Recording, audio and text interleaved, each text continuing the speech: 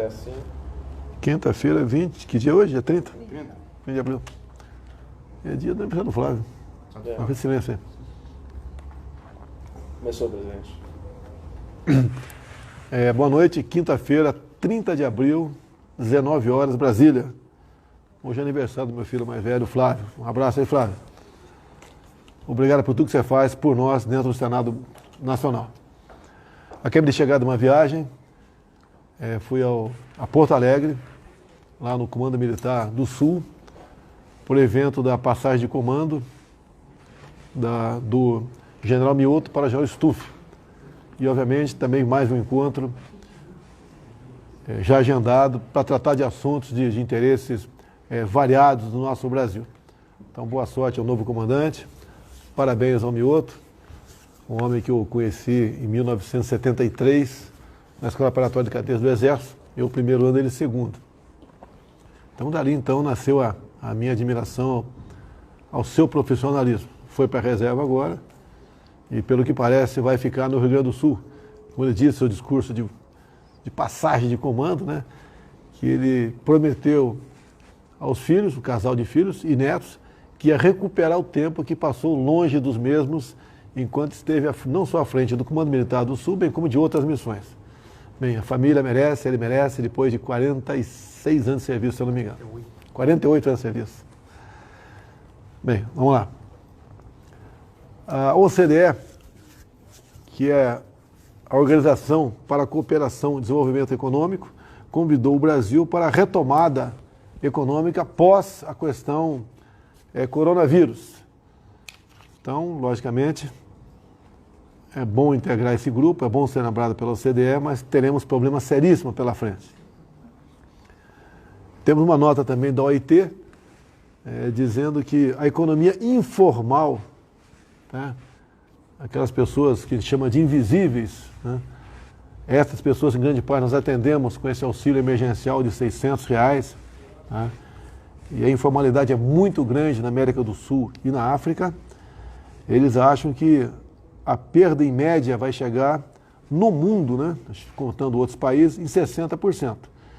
E aqui na África e América Latina, a perda está na casa de 80%. Então é mais ou menos o seguinte, o cara ganhava na informalidade R$1.000, ele vai passar a ganhar R$200. E olha um dado também que corrobora, infelizmente, nesse sentido. Tinha informação agora que a fábrica de biscoitos Globo, lá no Rio de Janeiro, né, que ela existe desde 1953, temporariamente, ou melhor, está fechada por tempo indeterminado. Então, fechada por quê? Os informais viviam de vender o biscoito Globo na praia, né, em arquibancadas de estádio de futebol, em esquinas muitas vezes, nas ruas, e não tem para quem vender. Então esse pessoal não só fechou por tempo indeterminado a fábrica de biscoito Globo, bem como quem vivia na informalidade, né, do biscoito vai ter que procurar outra maneira de sobrevivência. Os problemas, né, que a segunda onda, que eu falava desde lá de trás, que eu era duramente criticado pela mídia, estão chegando, né? Em parte não se vê com grande gravidade ainda as consequências de desemprego, em especial junto aos informais, que se calcula no Brasil na casa de 38 milhões de pessoas, só não estão em situação quase que desesperadora graças ao auxílio emergencial do governo federal de R$600 para estes informais. A segunda parcela já começou a ser paga e são 3 parcelas, né? E não está prevista uma outra parcela. E o número de informais, entre outros autônomos, nós já pagamos atualmente para 44 milhões de brasileiros. 44 milhões de brasileiros receberam a primeira parcela. Tem alguns milhões ainda que estão sob análise. Por que sob análise? Algum problema aconteceu. E é feito praticamente de forma manual cada um desses aí. Muita gente se inscreveu, mas não tem direito, porque não se enquadrou nos critérios, né, como quantidade de recursos na cadeia de poupança, o volume do imposto de renda declarado no ano anterior, para botar um filtro, senão teríamos que pagar para mais de 100 milhões de pessoas, daí o governo não tem condições de arcar com essa despesa que é do contribuinte, não é minha não, é do contribuinte. Então, obviamente, eu tenho visto muitos vídeos de pessoas humildes agradecendo os R$600, tá certo? E o nosso governo atendeu realmente esses que necessitam ainda até uma possível volta à normalidade. Com todo o problema que a OIT levanta aqui, perdemos na América Latina em torno de 80% da renda, né, dos informais, bem como a preocupação da OCDE em recuperar aí a economia dos países, né, no qual o Brasil foi convidado, pós a pandemia da OCDE. Biscoito Globo, não tem nada a ver com a Sistema Globo de televisão, não, tá? Eu sempre, na praia, sempre comprava meus filhos, comia um biscoitinho, tá ok? Muita gente vai sentir falta, a gente espera que esse fechamento por tempo indeterminado aí seja colocado um ponto final rapidinho e a gente possa voltar a fazer a economia trabalhar. Outra coisa aqui, a questão do senhor delegado Ramagem, da Polícia Federal. Fiz um desabafo hoje de manhã, não ofendi pessoalmente ninguém, nem instituições, tenho plena convicção disso, apenas me coloquei no lugar do delegado da Polícia Federal Ramagem, que numa liminar monocrática do Supremo Tribunal Federal, ele foi impedido de tomar posse. Eu queria apenas ler aqui, rapidamente, as partes mais importantes do currículo do delegado Ramagem, que eu conheci depois das eleições, porque a Polícia Federal, né, resolveu trocar alguns delegados que estavam na minha segurança até o segundo turno das eleições e trocar, tendo em vista a segurança a partir daquele momento não seria mais do candidato, seria do presidente eleito. E muita coisa, né, eu era tratado e passava a dispor do Estado como se fosse presidente eleito. E foi a Polícia Federal, o diretor-geral da época, o ministro da Justiça, juntamente com o presidente Michel Temer, que avalizaram essa troca. Então, botaram gente mais experiente, vamos assim dizer, ao meu lado. Qualificados, todos são na Polícia Federal. Botaram gente mais experiente. Um deles, o delegado Ramagem. Quem é o delegado Ramagem na sua vida toda aí? Ele foi integrante da coordenação da Operação Lava Jato no Rio de Janeiro. Então, um homem afeto a combate à corrupção. Um homem realmente que tem uma história, tem um currículo. Essa Operação Lava Jato, que tanto orgulhou a todos nós, que botou um novo marco na política brasileira, né?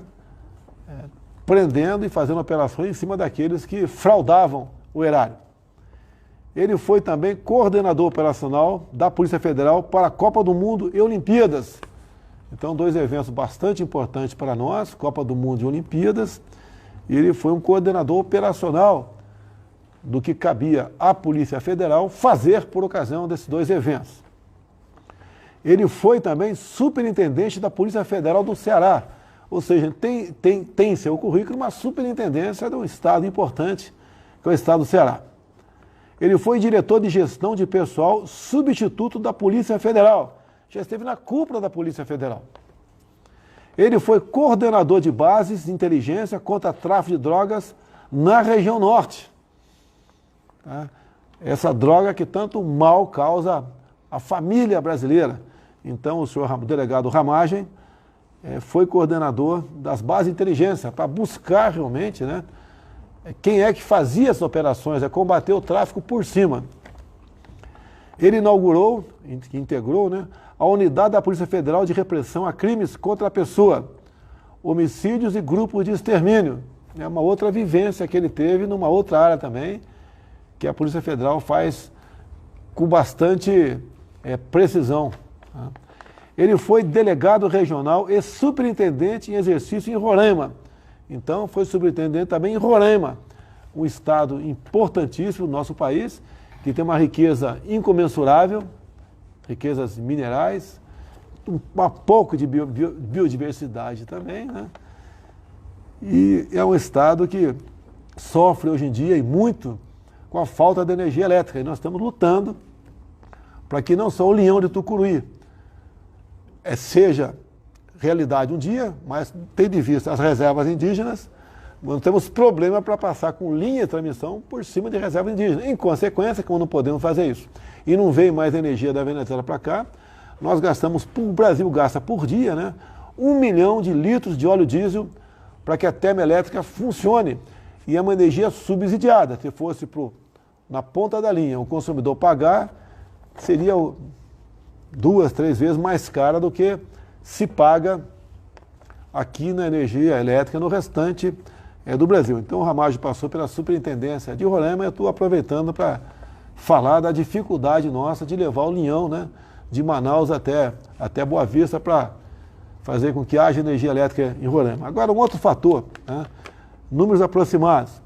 Nós temos lá em Roraima o Vale do Rio Cotingo, mais ou menos 12 quilômetros, com desnível, uma cota de 600 metros.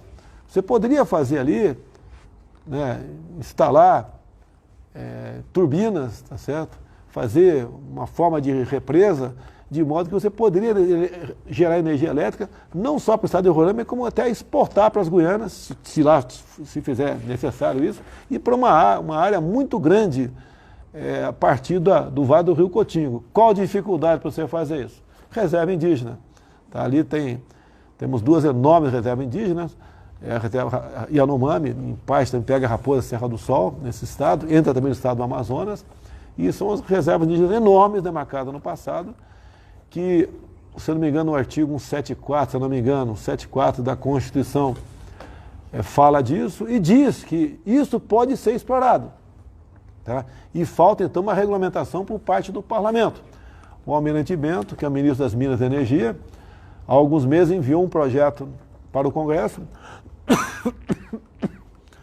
para regulamentar esse artigo da Constituição, onde poderia, então, caso o Congresso aprove e concorde, eu creio que a bancada de Roraima toda seria, os 11 parlamentares, né, seriam favoráveis a isso, e nós temos que regulamentar um dispositivo constitucional. O índio seria beneficiado, no projeto está escrito que teria que ter a aquiescência do índio, dos indígenas para fazer isso aí, e seriam, né, muito beneficiados com o royalty, caso esse tipo de atividade econômica pudesse ser instalada ali na região do Vale do Rio Cotingo. Também o senhor Ramagem é professor da Academia Nacional de Polícia. Então, uma coisa honrosa para qualquer um. A mesma coisa se eu fosse instrutor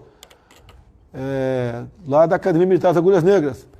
O meu ajudante de ordem está aqui na frente, aqui, o Cid, tá? Foi instrutor da Academia Militar das Agulhas Negras. É algo honroso. Até eu cumprimento o Cid hoje, toda a sua turma, né? Não é toda a turma dele, mas uma grande parte da turma, que ele hoje foi promovido a tenente-coronel do nosso Exército Brasileiro. Então, parabéns ao Cid, está do meu lado aqui. Parabéns pela sua vida pregressa de profissional, parabéns à sua família, e conheço muito bem o seu pai, que é colega de turma meu por coincidência. E se estiver assistindo nos Estados Unidos, um abraço aí, Cid, seja feliz. Também o Ramagem foi coordenador da segurança do presidente da República eleito, tá? Conta em seu currículo isso aí. Obviamente, qualquer coisa acontecesse contra a minha integridade física, contra a minha vida, tá certo? A missão do Ramagem e sua equipe, que ninguém faz nada sozinho, evitar isso aí.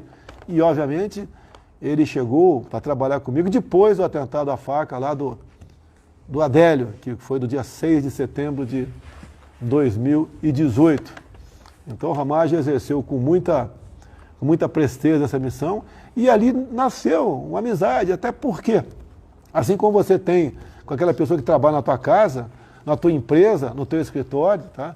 Ele passou a ser uma pessoa que tomava café de manhã comigo, comia lá pão com leite condensado também, o café que eu fazia, tá certo? E depois ele, se eu não me engano, ele foi acho no casamento do filho meu, tá certo? Tá certo? E o Ramagem também é uma pessoa muito querida pelos agentes e delegados da Polícia Federal, e tenho certeza que os agentes e delegados se colocam no lugar do Ramagem, que teve ali, no último momento, por uma liminar monocrática, negada a sua posse. E o Ramagem é, atualmente, o diretor da Agência Brasileira de Inteligência. Então, o meu desabafo de manhã foi nesse sentido, se colocar ao lado de uma pessoa, tá certo? Que não teve a chance de ver seu sonho concretizado. Nós não podemos, eu faço um apelo ao ministro do Supremo Tribunal Federal, aos demais ministros, não é por mim, é pela vida pregressa desse homem, é pelo seu passado, por tudo aquilo que já fez pela pátria, no combate à corrupção, no combate à criminalidade, que reveja essa situação para que ele possa assumir. E a relação de amizade que ele tem comigo é porque ele foi designado como uma pessoa melhor preparada naquele momento, mais experiente naquele momento, para participar da segurança do Presidente da República. Assim como eu tenho 4 ajudantes de ordem que trabalham comigo aqui, eu tenho certeza que é uma oportunidade ímpar que eles têm, né, ao trabalhar comigo, estão no centro do poder. E digo mais, né, os 4 ajudantes de ordem meus são 2 majores agora, né, 3 majores, eu sei que na Marinha não é major, é um corveta, né? E também agora o tenente-coronel Cid, eles são, é uma experiência que acredito que grande parte dos majores das Forças Armadas gostariam de integrar, porque conhecem o poder por dentro, é uma experiência que eles vão levar para a vida toda, vida toda, tá? E essa experiência que eles estão tendo, que não sirva lá na frente, no futuro, para talvez não assumir uma outra função, tendo em vista ter participado de um governo como ajudante de ordem. É a mesma coisa do Ramagem. O crime dele no momento, o errado, que seria errado entre aspas, dele no momento, é por ter participado da minha segurança. É a proximidade para comigo. E eu tenho certeza que com esse currículo, com esse passado do delegado Ramagem, tá, vai fazê-lo com que a frente da Polícia Federal ela tenha mais liberdade ainda, se bem que ela sempre teve liberdade, né? Para que ela possa exercer melhor o seu trabalho. E ele, como tem conversado comigo, né, e nesse evento de novembro e dezembro, no Rio de Janeiro, com meu segurança, tinha lá também um pelotão de agentes, que são os papiloscopistas, o pessoal da Polícia Federal, tá? Tem escrivães, tá certo? Ele tem um carinho muito especial por essas pessoas. E eu tenho certeza que ele, estando à frente agora, ele vai ter um olhar muito especial para todos da Polícia Federal, para buscar resolver os anseios, os seus problemas que, porventura, existem e possam existir no futuro. Então, essa relação que ele fez comigo no Rio de Janeiro, tá certo? Essa de amizade e de respeito para com ele e, através dele, conhecer melhor a Polícia Federal, me orgulhar mais ainda da Polícia Federal, é que pode fazer com que, uma vez sendo superintendente, ele possa exercer na plenitude o seu trabalho. E todo mundo ganha. O Presidente da República ganha a Polícia Federal, ganha a população como um todo, porque o combate ao crime, ao tráfico, tá, a outros ilícitos, até os transnacionais, isso... com a experiência dele, nós podemos fazer com muito melhor precisão e ajudar realmente o Brasil nessa área. Então, a gente espera que, após meu desabafo, veio do coração, todos nós somos seres humanos, que não só o senhor Alexandre, ministro do Supremo Tribunal Federal, bem como os demais integrantes do Supremo, né, dentro da serenidade, pensando no Ramagem, na vida profissional dessa pessoa, que essa decisão seja revista o mais breve possível, para que a gente possa realmente, no Ministério da Justiça, que tem agora um novo capitão lá, o André Mendonça, que estava na EGU, possa realmente dar uma satisfação a todos nós de o quanto pode produzir esse ministério. Rapidamente, falar alguma coisa, porque o governo brasileiro, né, desde antes do Carnaval, já alertava sobre a questão do coronavírus no Brasil e já vinha tomando algumas providências nesse sentido. E esse problema interessa a todos nós. Tá? Nós sabemos do que pode acontecer ainda no Brasil, fruto da questão do vírus, e sabemos que, infelizmente, muita pessoa vai morrer. A gente lamenta, infelizmente, é uma realidade. Tá certo? Agora, devemos enfrentar isso aí e buscar a melhor maneira possível de, juntos, buscar alternativas. O que cabe ao governo federal, né? Na ponta da linha, cabe a governadores e prefeitos tomar as medidas que vêm tomando. tá? Não vou entrar no mérito, nem vou discutir. Ao governo federal praticamente não cabe quase nada nessa área. Para nós aqui, coube ali a ação do Ministério da Saúde, tá? E o recurso. Nós aqui já estamos na casa dos... Chegando na casa de 700 bilhões de reais do governo federal, depois da decretação do estado de calamidade, que foi acolhido pela Câmara e pelo Senado Nacional, onde você passou a poder gastar, então, não se preocupando com o teto, né? Aprovado numa emenda constitucional de 3 anos atrás, aproximadamente. Então, nós atendemos, né? Em primeiro lugar, como falei agora há pouco, 44 milhões de pessoas já receberam a primeira parcela daquele auxílio emergencial de R$600. São 3 parcelas. Então, só fazer as contas, na ordem de 25 bilhões de reais cada parcela. Nós sabemos que vai chegar próximo a 80 bilhões de reais, a despesa com isso aí. Estive aqui há 2 semanas no Hospital de Campanha de Águas Lindas, acabou de ser concluído. Estive lá com o governador Ronaldo Caiado, com o prefeito local também, foi inaugurado. Então está em condições de atender possíveis infectados que tenham sintomas, que a grande maioria da população, acredita que 80% da população vai contrair e vai ser assintomático, nem sabe que contraiu. Tá? Agora os 15%, 20% restantes, uma parte pequena desses, né, tendo em vista comorbidades, ou seja, doenças, e tendo em vista a idade, poderão ter problemas que, inclusive, desaguem aí no óbito, lamentavelmente. Então, o Hospital de Campanha está em condições já de Águas Lindas aqui em Goiás de atender aqui os possíveis infectados. As nossas ações também, tá, de socorro a micro e pequenas empresas, nós preservamos na ordem de 4 milhões de empregos foram preservados. Tá? E aqui eu vi uma matéria no jornal Globo de hoje, né? Quem diria eu citar o Globo aqui, né?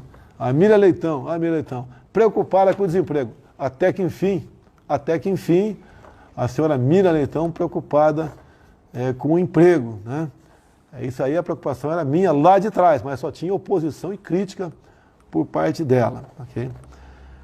No caso do Nordeste, no primeiro encontro com vereadores que tivemos, para uma rúbrica específica tratando da saúde, eles nos pediram 4 bilhões, o Paulo Guedes bancou 8 bilhões para o Nordeste. Então o Nordeste, sim, está mais do que nossa preocupação. Nós sabemos que é a região mais pobre do Brasil, né? Uma das mais pobres do Brasil, e necessitam desse apoio extra aí do governo federal. Então, em vez de 4, como pedido pelos governadores, foram 8 bilhões de reais. Já falei aqui, são estados e municípios que decidem a questão de isolamento. Já estamos chegando na casa de 700 bilhões de reais em ações para enfrentar o Covid-19. 700 bilhões, podendo chegar, tem novas medidas no parlamento ainda, podendo chegar na casa de 1 trilhão de reais.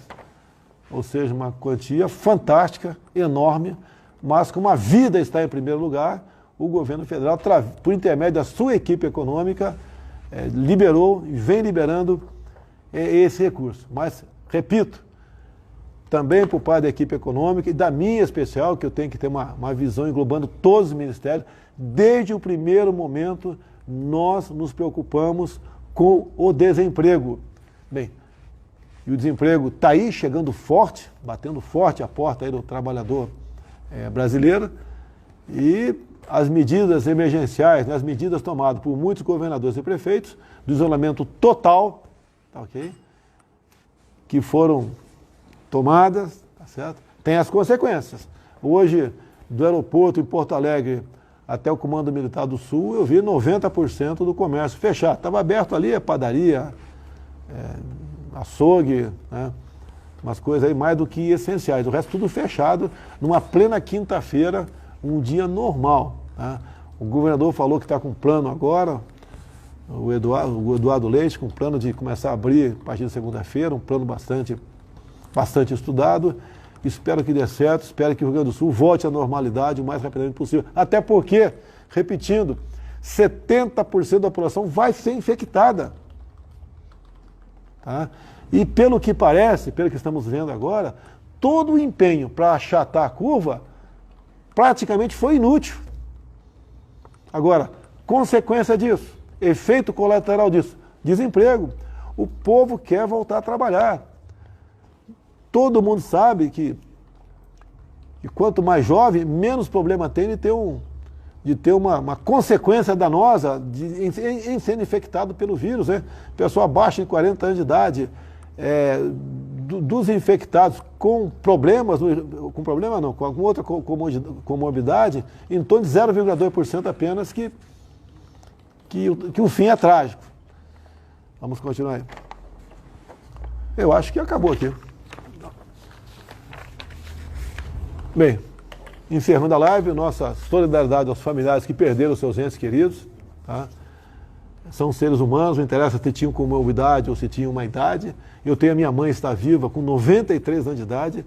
Eu peço vê-la com vida por muito tempo ainda e ficaria, obviamente, bastante abatido, como todos que perderam seus entes queridos, assim fizeram, né? Assim aconteceu por ocasião do passamento desses seus entes vitimados pelo coronavírus, ok? Amanhã é dia do trabalho, olha que ironia, né? Amanhã é dia do trabalho e estamos proibidos de trabalhar, em grande parte proibidos de trabalhar. Mas mesmo assim eu cumprimento todos os trabalhadores, em especial o pessoal da área de saúde, né? Que estão na linha de frente combatendo o coronavírus, né? Muitos foram infectados, alguns perderam suas vidas, mas são os nossos soldados de branco que hoje estão nessa linha de frente, né, de combate ao coronavírus. Então, a todos os homens e mulheres de saúde, médicos, enfermeiros, técnicos e demais profissionais, o nosso cumprimento, o nosso reconhecimento e a nossa continência por esse seu trabalho corajoso que nos conforta a todos no momento difícil que a nação atravessa. Boa noite a todos, até quinta-feira que vem, se Deus quiser.